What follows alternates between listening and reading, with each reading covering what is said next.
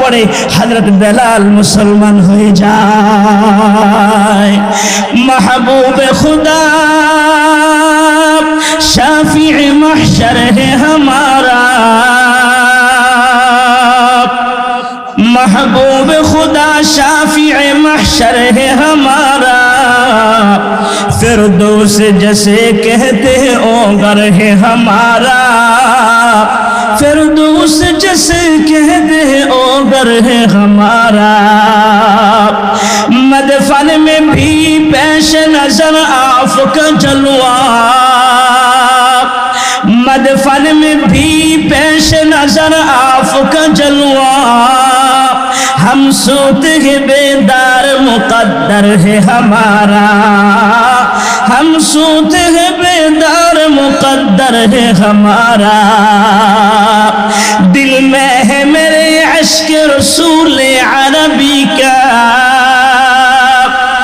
दिल में है मेरे इश्क रसूल अरबी का, फरवाना हूँ मैं शम्अ रुखे पाक नबी का, फरवाना हूँ मैं शम्अ रुखे पाक नबी का। ओ फख्र जहां फख्र जमा फख्र उमम बूद, ओ फख्र जहां फख्र जमा फख्र उमम बूद, ओ अहद बे मीम शहे लौह कलम है, ओ अहद बे मीम शहे लौह कलम है। मुरब्बी बाबा जी ने ओ फनी एलाকার যুবক ভাইরা, হযরত বেলাল ইসলাম গ্রহণ করার পরে চলাফেরা অন্যরকম হয়ে গিয়েছে, কথাবার্তার মধ্যে পরিবর্তন এসে গিয়েছে। উমাইয়া ইবনে খালদ হযরত বেলালকে ফলো করতে লাগলেন, নজর করে দেখে বেলালের চলাফেরা অন্যরকম দেখা যায়, কথাবার্তা অন্যরকম বোঝা যায়। একদিন রাত্রিবেলা উমাইয়া ইবনে খালদ হযরত বেলাল হাবশী রাদিয়াল্লাহু তাআলা আনহুকে ঘরের ভিতরে ডাক দিয়ে বলে, বেলাল, ও বেলাল, আমি তোমার কাছে একটা কথা জানতে চাই। তোমার চলাফেরার মধ্যে পরিবর্তন দেখা যায়, কথাবার্তার মধ্যে পরিবর্তন বোঝা যায়, তুমি কি মুসলমান হয়েছো নাকি? হযরত বেলাল হাবশী রাদিয়াল্লাহু তাআলা আনহু তিনি ডাক দিয়ে বলে, উমাইয়া, ও উমাইয়া ইবনে খালদ, আপনি যেহেতু জেনেই ফেলেছেন, আপনি যেহেতু বুঝেই ফেলেছেন, আমি আর মিথ্যার আশ্রয় নিব না। মায়ার নবী রহমাতুল লিল আলামিনের চেহারা দেখে আমি বেলাল তাওহীদের কালেমা পড়ে মুসলমান হয়ে যাই। সুবহানাল্লাহ। উমাইয়া ইবনে খালদ ডাক দিয়ে বলে, বেলাল, তুমি আমার গোলাম, এ কথা ভুলে গেলে তোমাকে চলবে না। আমার অনুমতি ছাড়া তুমি ইসলাম গ্রহণ করতে পারো না, এখনো সময় আছে, কালেমা ছেড়ে দাও। হযরত বেলাল বলে, আমি জীবন দিব গো, তারপর বেলাল তার ঈমান দিবে না। উমাইয়া ইবনে খালদ হযরত বেলালকে হাতে পায়ে রশি লাগিয়ে রাতভর নির্যাতন শুরু করে দিয়েছে। রাতভর নির্যাতন করে দিনের বেলা উত্তপ্ত মরুভূমির মধ্যে শোয়াইয়া বাড়ি একটা পাথর হযরত বেলালের বুকের উপরে রেখে হযরত বেলালের উপরে নির্যাতন শুরু করে দিয়েছে। আর ডাক দিয়ে বলে, বেলাল, কালেমা ছেড়ে দাও, না হয় তোমাকে এভাবেই মৃত্যুবরণ করতে হবে। হযরত বেলাল হাবশী রাদিয়াল্লাহু তাআলা আনহুর উপর যতই নির্যাতন আর নিপীড়ন করা হোক না কেন, যতই নির্যাতন করে, হযরত বেলাল তার জিহ্বাটা লাড়িয়ে মাবুদের নাম জপতেছে, আহাদ আহাদ আহাদ, এক আল্লাহ, আল্লাহু আকবার, এক আল্লাহর নাম জপতেছে। আল্লাহর নাম যখন জপ আরম্ভ করে দিয়েছে, কাফের মুশরিকেরা এটা আর সহ্য করতে পারে না। একটা লোহাকে গরম করে হযরত বেলালের জিহ্বার মধ্যে গরম লোহাটা যখন লাগিয়ে দিয়েছে, সাথে সাথে জিহ্বার মধ্যে ঠুস পড়ে যায়। ওই রাস্তা দিয়ে রওনা হয়েছে আবু বকর সিদ্দিক রাদিয়াল্লাহু তাআলা আনহু। হযরত আবু বকর সিদ্দিক রাদিয়াল্লাহু তাআলা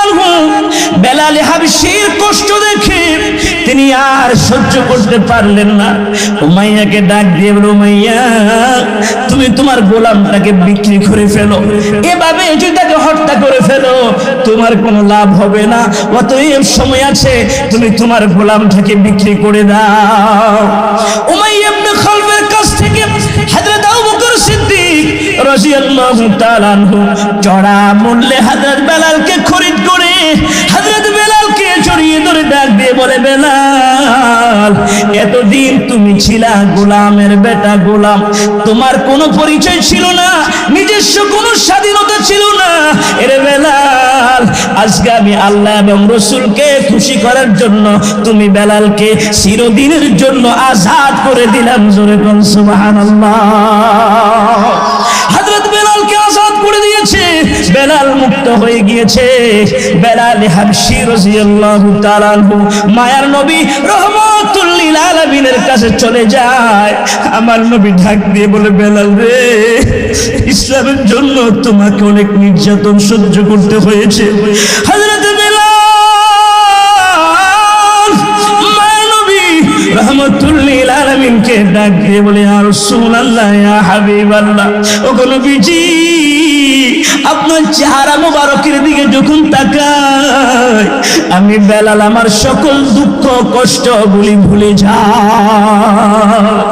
আল্লাহ রাব্বুল আলামিন হযরত বেলালের ঈমানের উপরে এত খুশি হয়েছে, মহান আল্লাহ রাব্বুল আলামিন হযরত বেলাল হাবশীকে ইসলামের প্রথম মুয়াজ্জিন বানিয়ে দিয়েছে। সুবহানাল্লাহ। মসজিদে নববীতে হযরত বেলাল আযান দেয়, দিনের পরে দিন যায়, মাসের পর মাস যায়। হঠাৎ করে একদিন সাহাবীদের একটা জামাত মায়ার নবী রাহমাতুল লিল আলামিনের কাছে এসে ডাক দিয়ে বলে, ইয়া রাসূলুল্লাহ, ইয়া হাবিবাল্লাহ, ওগো নবীজি, আপনার কাছে একটা দরখাস্ত নিয়ে এসেছি। রাহমাতুল লিল আলামিন বলে, কি দরখাস্ত সেটা? ডাক দিয়ে বলে, এতদিন মদিনার মধ্যে ভালো কোনো আলেম ছিল না, ভালো কোনো কারি ছিল না, এজন্য বেলাল মসজিদে নববীতে আযান দিয়েছিল, কিন্তু বেলাল যখন আযান দেয় আশহাদু স্পষ্ট করে বলতে পারে না, আশহাদু শোনা যায়। আপনি যদি অনুমতি দেন গো, আগামীকাল সকাল থেকে মক্কার মধ্যে সুললিত কণ্ঠের অধিকারী একজন কারি উম্মে মাখতুম সকালবেলা থেকে মসজিদে নববীর মুয়াজ্জিনের দায়িত্ব পালন করবে। মায়ার নবী রাহমাতুল লিল আলামিন সাহাবায়ে কেরামের দিকে তাকিয়ে নজর করে দেখে সাহাবীরা এতে চায়, এজন্য আল্লাহর হাবিব হযরত বেলালকে ডাক দিয়ে বলে, বেলাল, বেলাল রে, তোমার সাহাবী ভাইরা বলেছে আগামীকাল ফজর থেকে তোমাকে আর আযান দিতে হবে না। মদিনাতুল মুনাওয়ারা নতুন কারি সাহেব আগামীকাল ফজর থেকে আযান দিবে। মন ভাঙ্গা অবস্থা, হযরত বেলাল চলে গিয়েছে, সাহাবীরা যার যার ঘরে গিয়েছে। বেলালে হাবশী কালো ছিল, খাটো ছিল, কিন্তু মাহবুদের সাথে তার সম্পর্কটা কেমন গভীর ছিল। কিতাবের মধ্যে লেখে হযরত বেলালে হাবশী মসজিদে নববীর এক কোণায় চোখের পানি ছেড়ে এমন ভাবে তিনি কান্না আরম্ভ করে দিয়েছে, বিনয়ে বিনয়ে কান্দে আর মাহবুদের সাথে কথা বলে। আমার আল্লাহকে ডাক দিয়ে বলে, মালিক, প্রভু, দুনিয়ার কোন মানুষ দেখুক আর না দেখুক, দুনিয়ার কোন মানুষ জানুক আর না জানুক, তুমি আল্লাহ তো জানো ইসলাম গ্রহণ করতে গিয়ে আমাকে কি পরিমাণ নির্যাতনের শিকার হতে হয়েছে। আমি যখন তোমার নাম জপতেছিলাম, আহাদ আহাদ আহাদ বলে যখন তোমার নাম জপতেছিলাম, এটাও কাফের মুশরিকেরা সহ্য করতে পারে নাই। আমার জিহ্বার মধ্যে গরম লোহা দিয়ে সেক দিয়েছে, সাথে সাথে জিহ্বার মধ্যে ঠুস পড়ে যায়। পরবর্তীকালে আমি যত সুন্দর করে আযান দিই, শুদ্ধ করে আশহাদু বলি, কিন্তু সাহাবী ভাইরা শুনে আমি নাকি আশহাদু বলি। হযরত বেলাল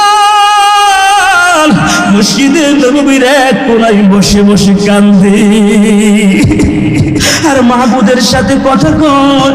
ওইদিকে ফজরের সময় হয়ে গিয়েছে, নতুন মুয়াজ্জিন সুললিত কণ্ঠে মসজিদে নববীতে আযান দিয়েছে। সাহাবায়ে কেরাম ফজরের নামাজ পড়ার জন্য মসজিদে নববীতে সমবেত হয়ে গিয়েছে। আল্লাহর হাবিব বারবার বাহিরের দিকে উকি দেয়। প্রতিদিন বেলাল যখন আজান দিত কিছুক্ষণ পরেই পূর্ব গগনে আলো এসে যেত। আজকে ঘন্টার পর ঘন্টা যায়, পূর্ব গগনে কেন আলো আসে না? সাহাবায়ে কেরাম পেরেশান হয়ে গিয়েছে। মায়ের নবী আশ্চর্য হয়ে গিয়েছে, না জানি কিয়ামত কায়েম হয়ে যায় নাকি। এমনি সময় আল্লাহ পাক মহান রব্বুল আলামিন হযরত জিবরাইল আলাইহিস সালামকে ডাক দিয়ে বলে, জিবরাইল তাড়াতাড়ি করে যাও, আমার বন্ধুর কাছে গিয়ে বলো যতক্ষণ পর্যন্ত বেলাল মসজিদে নববীতে আযান না দিবে গো ততক্ষণ পর্যন্ত পূর্ব গগনে আলো আসবে না। আল্লাহু আকবার। হযরত জিবরাইল আলাইহিস সালাম আল্লাহ পাকের হুকুম পাওয়ার সঙ্গে সঙ্গে জাম্বো জেট বিমানের মতো রাউন্ড দিয়ে মায়ের নবী রহমতুল লিল আলামিনের কাছে এসে হাজির হয়ে গিয়েছে। মায়ের নবী রহমতুল লিল আলামিনের কাছে এসে আল্লাহর হাবিবকে ডাক দিয়ে বলে, ইয়া রাসূলুল্লাহ, ইয়া হাবিবাল্লাহ, ওগো নবীজি আজকে কি মসজিদে নববীতে ফজরের আজান কি হয় না? মায়ের নবী ডাক দিয়ে বলে, জিবরাইল তুমি কি বলো, প্রতিদিনের চাইতে আজকে আরো সুন্দর করে আজান দেওয়া হয়েছে। হযরত জিবরাইল বলে, ইয়া রাসূলুল্লাহ, ইয়া হাবিবাল্লাহ, ওগো নবীজি প্রতিদিন হযরত বেলাল যখন মসজিদে নববীতে আজান দিত বেলালের আজানের আওয়াজ আরশে আজিমের মধ্যে পৌঁছে যেত। সুবহানাল্লাহ। আজকের আজান আল্লাহ পাকের আরশে আজিমের মধ্যে পৌঁছে না। রব্বুল আলামিন বলে দিয়েছে যতক্ষণ পর্যন্ত বেলাল মসজিদে নববীতে আজান না দিবে গো ততক্ষণ পর্যন্ত পূর্ব গগনে আলো আসবে না। মায়ের নবী রহমতুল লিল আলামিন হযরত বেলালকে ডাকে, বেলাল আয় আয়, উঠো বিল্লাল দাউলে আজান মিনারে, তোমার আজান চলে যাবে আরশে। বিল্লাল যখন উঠে আজান দিতে যায় আমার আল্লাহ আরশ হতে শুনতে পায়। আল্লাহু আকবার। মুরব্বি বাবাজিরা, ও কলিজার টুকরো যুবক ভাইরা, হযরত বেলাল আল্লাহ এবং তার রাসূলকে কি পরিমাণ ভালোবেসেছে, কি পরিমাণ ভালোবেসেছে। মায়ার নবী রহমতুল লিল আলামিন তিনি যখন ইন্তেকাল করেছে হযরত বেলাল আর সহ্য করতে পারে না, গাড়িটা বাইন্ধা তিনি রওনা হয়ে যায়। সামনে দেখা যায় আবু বকর সিদ্দিক দাঁড়িয়ে আছে। আবু বকর ডাক দিয়ে বলে, বেলাল, বেলাল রে তুমি কই যাও? হযরত বেলাল বলে, আমি আর থাকবো না, মায়ের নবী নাই, আমি সহ্য করতে পারি না, এজন্য আমি সিরিয়ার দিকে রওনা হয়েছি। হযরত বেলাল হাবশী আল্লাহর হাবিবের বিরহ ব্যথা সহ্য করতে পারে না, এজন্য তিনি মদিনাতুল মুনাওয়ারা থেকে সিরিয়ার দামেস্কে চলে যায়। 6 মাস পর্যন্ত তিনি আর মদিনায় আসে না।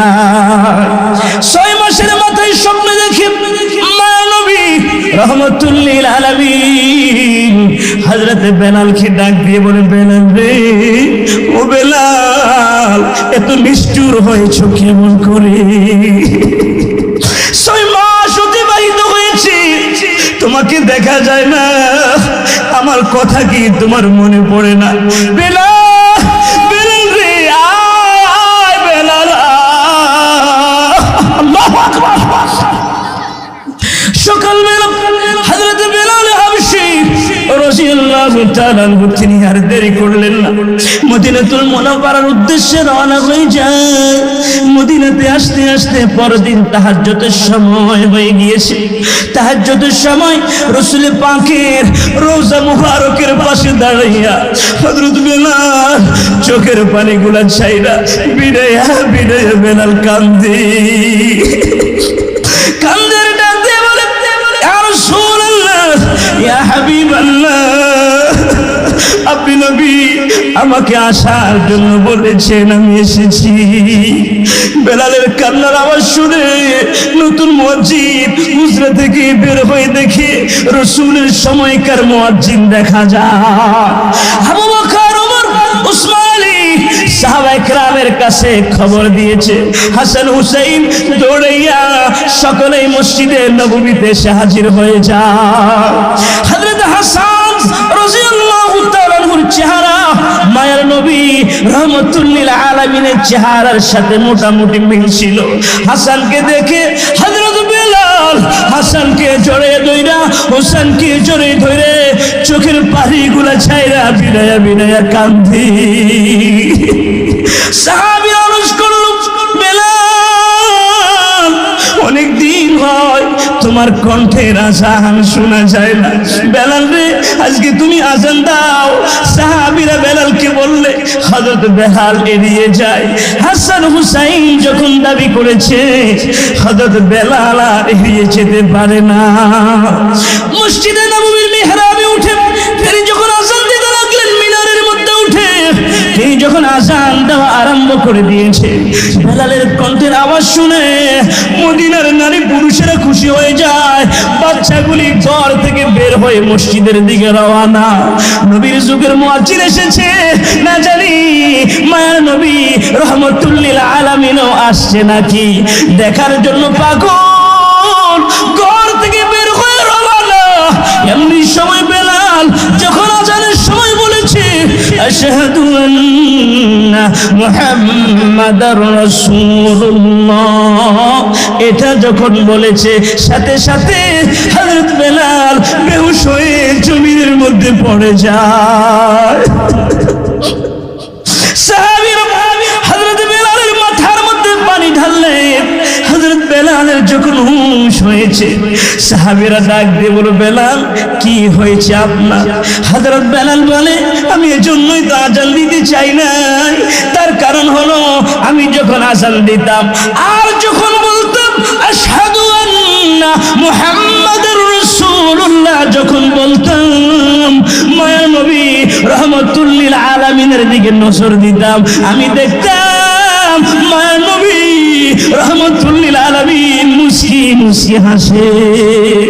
আজকে যখন আজান দিই আর মেহরাবের দিকে যখন তাকাই, মায়া নবী রাহমাতুল লিল আলামিনকে দেখা যায় না। আমি বেলাল আর সহ্য করতে পারি নাই, নিজেকে নিয়ন্ত্রণ রাখতে পারি নাই, সঙ্গে সঙ্গে বেহুশ হয়ে জমিনের মধ্যে পড়ে যায়। বেলালের মতো আশিক যদি আমরা হইতাম, এ দুনিয়ায় নবীর দেখা পাইতাম, এ দুনিয়ায় নবীর দেখা পাইতাম।